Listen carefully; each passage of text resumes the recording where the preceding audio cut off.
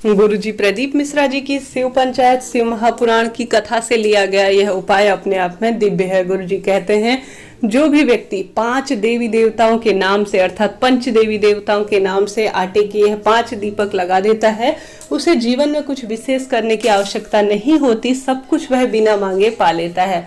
हम सभी ने जब बड़ी पूजा होती है हमारे घर में, या हम सबसे पहले पंच देवी देवताओं का आवाहन करते हैं। यह देवी देवता सबसे प्रमुख माने जाते हैं। इन पंच देवी देवताओं में सबसे पहले होते हैं सूर्य नारायण भगवान अर्थात सूर्यदेव, दूसरे स्थान पर श्री गणेश जी महाराज, तीसरे स्थान पर माता दुर्गा, भगवान शिव और श्री हरि विष्णु। यह पंच देवी देवताओं में से सबसे प्रमुख होते हैं।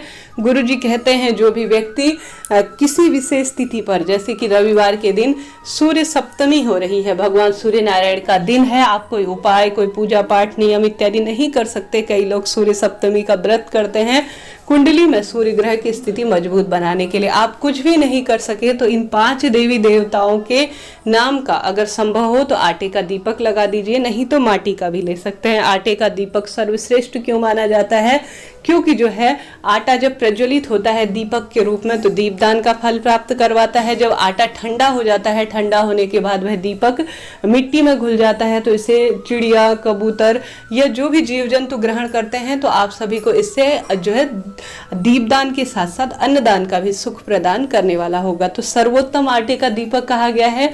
अगर आप नहीं कर पाते तो आप माटी का भी दीपक ले सकते हैं। तो आप सभी को यह दीपक जलाने होंगे शिव मंदिर में। शिव मंदिर में यह पंच देवी देवताओं का स्मरण ध्यान करते हुए 5 आप सभी को दीपक लगा देने होंगे। यकीन मानिए दोस्तों, यह पंच देवी देवता सबसे प्रमुख है।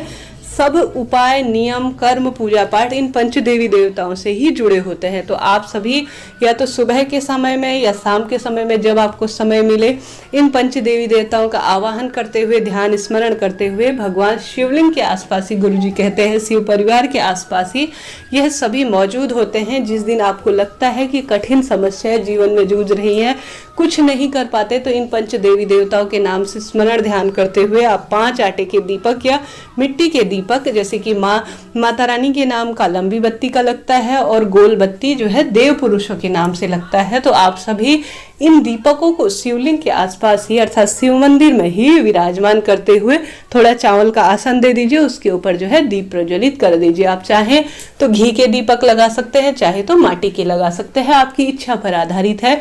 लगाइएगा जरूर। यकीन मानिए दोस्तों, आप जीवन में जो चाहते हैं वह पाएंगे।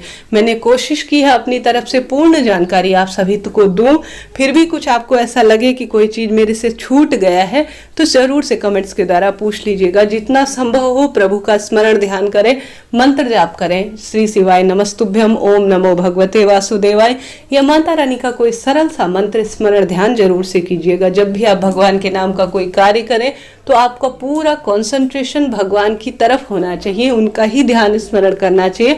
अंत में भूल चूक के लिए क्षमा प्रार्थी होते हुए भगवान से अपने मन की बात जरूर से कहें। यकीन मानिए भगवान सुनते हैं। थोड़ा समय लग रहा होगा, परिस्थितियां विपरीत हैं, परंतु धैर्य रखिए, जरूर से कुछ नया, कुछ अच्छा होगा। आपके किए का फल आपको जरूर से मिलेगा, कभी व्यर्थ नहीं जाएगा, इस बात का ध्यान रखिए और महादेव पर विश्वास रखें। मिलते हैं इसी तरह की नई जानकारी के साथ। कुछ भी समझ में ना आया हो, कुछ आप चैनल पर नए हैं तो लाइक, शेयर और सब्सक्राइब चैनल को जरूर से कीजिएगा। बेस्ट इन्फॉर्मेशन मेरे चैनल पर आप सभी को मिलती है। हर हर महादेव।